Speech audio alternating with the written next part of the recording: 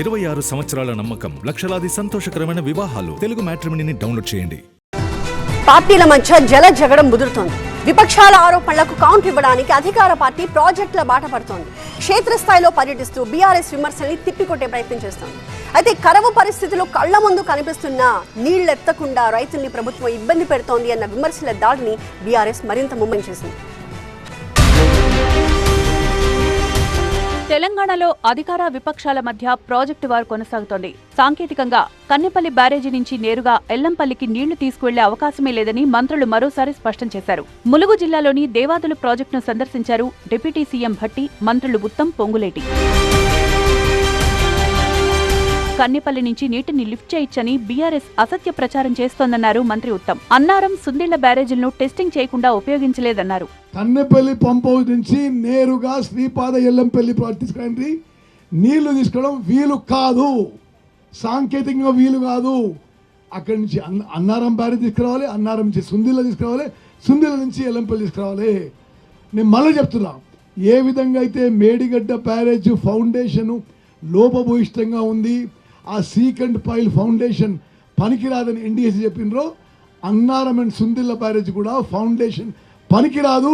కరువు పరిస్థితులను ఆసరాగా చేసుకుని రైతుల్ని రెచ్చగొట్టాలని కేసీఆర్ ప్రయత్నిస్తున్నారని మంత్రి పొంగులేటి ఆరోపించారు. ఆయన అసెంబ్లీకొచ్చి కాళేశ్వరం ప్రాజెక్టులో అవినీతి జరగలేదని ప్రజలకు వివరణ ఇవ్వాలని సవాల్ విసిరారు. తెలంగాణలోని రాష్ట్ర రైతాంగాన్ని రెచ్చగొట్టాలని, ఈ కాంగ్రెస్ ప్రభుత్వం మీద గుడ్డ కాల్చి మేదేయాలని ఏకైక తపనతో ఒక పక్క అబద్ధాలు రావు, రెండో పక్క డ్రామాలు రావు, ఇక ఇంట్లో కూర్చొని సలహాలు ఇచ్చే శకుని మామ ప్రయత్నాలు తెలంగాణ రాష్ట్ర రైతన్నలకి తెలుసు.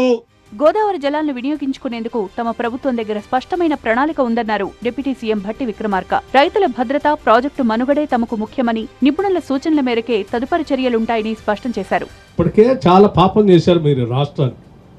రాష్ట్ర ప్రజల సొమ్ముని లూటీ చేసి, దోపిడీ చేసి ఇరిగేషన్ ప్రాజెక్ట్స్ ఖతం చేశారు. ఇలా చేయబాకండి, ఇంకా తప్పుడు ప్రచారం చేయకండి. వాస్తవాలు ఇవి. మేము 100% టెక్నికల్ పీపుల్ గైడెన్స్ ప్రకారం పోతాం తప్ప మా సొంత నిర్ణయాలు కానీ లేకపోతే నీలా గాలి మాటలు చెప్పేవాళ్ళ నిర్ణయాలు మాత్రం చేయం.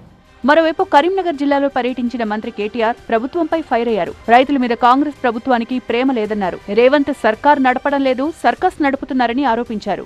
కాళేశ్వరం కూలేశ్వరం అయిపోయింది అని ప్రాసలు, పంచి డైలాగులు, పిచ్చి పిచ్చి మాటలు ఇవాళ అన్ని నిక్షేపంగా ఉన్నాయి. ఒక నీ బుర్ర తప్ప అన్ని నిక్షేపంగా ఉన్నాయి. కాళేశ్వరం సిస్టమ్ లో రిజర్వాయర్లు మంచిగానే ఉన్నాయి, కాళేశ్వరం సిస్టమ్ లో బరాజులు మంచిగానే ఉన్నాయి, పంప్ హౌజులు మంచిగానే ఉన్నాయి, కెనాల్లు మంచిగానే ఉన్నాయి, మొత్తం మోటార్లు మంచిగానే ఉన్నాయి, సబ్ స్టేషన్లు మంచిగానే ఉన్నాయి, అన్ని చక్కగానే ఉన్నాయి. ఒక నీకు బుర్రనే చక్కగా పనిచేస్తలేదు. మేడిగడ్డ బ్యారేజీతో సంబంధం లేకుండా కన్నెపల్లి ద్వారా నీటిని లిఫ్ట్ చేయొచ్చన్నారు మాజీ మంత్రి హరీష్ రావు. కాంగ్రెస్ హయాంలో దేవాదులను పక్కన పెడితే బీఆర్ఎస్ వచ్చాకే పనులు పూర్తి చేసి రైతులకు నీళ్లిచ్చామన్నారు. ఉత్తమ్ కుమార్ రెడ్డి అంటుండు, మేము కన్నెపల్లి పంప్ హౌస్ నడపం, అది నడితే ఎల్లంపల్లికి నీళ్లు పోవు అంటుండు. ఎందుకు నడిపోవు నువ్వు? ఇప్పుడు ఊర్లలో, పల్లెటూర్లలో ఒక రైతుని అడుగు. జనరల్గా వాగులు పక్కపొంట వాగు పోతే అలా ఫుట్బాల్ వేసి పైప్ వేసి నీళ్ళు గుంచుతారు. వాగులో కానీ, చెక్ డ్యాంలో కానీ, బాయిలలో కూడా అంతే. బాయిలో మోటార్ వేసి గుంచుతాం కదా. ఫుట్బాల్ మునిగితే మోటార్ నడుతుంది, నీళ్ళు గుంచుతాయి. ఫుట్బాల్ మునగాక తేలింది అనుకో ఫుట్బాల్, నీళ్ళు రావు. ఇది అంతే. కన్నెపల్లి కాడ ఫుల్ నీళ్లు వాగులో పోతున్నాయి, ఫుట్బాల్ నిండా నీళ్లు ఉన్నాయి, మోటార్ వస్తే నీళ్ళు వస్తాయి. ఈ సామాన్య రైతుకు అర్థమవుతుంది కానీ వీళ్ళకి అర్థమైతలేదు. ప్రస్తుత పరిస్థితుల్లో కాంగ్రెస్ ప్రభుత్వం నిర్లక్ష్యంగా వ్యవహరించడం సరికాదన్నారు బీజేపీ ఎంపీ ఈటెల రాజేందర్. అవసరమైతే ఎన్డీఎస్ఏతో సంప్రదించి సత్వర చర్యలు తీసుకోవాలన్నారు. వెంటనే మీరు ఇలా ఎన్డీఎస్ దగ్గరికి పోయినట్టుగా తెలుస్తా ఉంది. తక్షణమే రాష్ట్ర ప్రభుత్వం ఎన్డీఎస్ఏని కన్సల్ట్ చేయాలి, ఇక్కడ ఉన్నటువంటి పరిస్థితులు వివరించాలి, దానికి తక్షణ రెమెడీ ఏందో చేయాలి. ఇవాళ నీళ్లు లిఫ్ట్ చేయాలి. ఇవాళ తెలంగాణ రైతాంగం యొక్క పంటలు కాపాడాలి. దానికంటే ముందు తాగే నీళ్లు, దానికంటే ముందు ఇవాళ జనరేషన్ స్టేషన్లకు నీళ్లు అందించేటువంటి గ్యారంటీ చేయాలని చెప్పి నేను డిమాండ్ చేస్తున్నా. మొత్తానికి తెలంగాణలో అధికార విపక్షాల మధ్య కొనసాగుతున్న నీటి యుద్ధం ఇప్పుడప్పుడే ముగిసేలా కనిపించడం లేదు. రాబోయే రోజుల్లో ఈ అంశంపై నేతల మధ్య విమర్శల దాడి మరింత పెరిగే అవకాశం ఉందనే చర్చ జరుగుతోంది. 26 సంవత్సరాల నమ్మకం, లక్షలాది సంతోషకరమైన వివాహాలు. తెలుగు మ్యాట్రిమోనీని డౌన్లోడ్ చేయండి.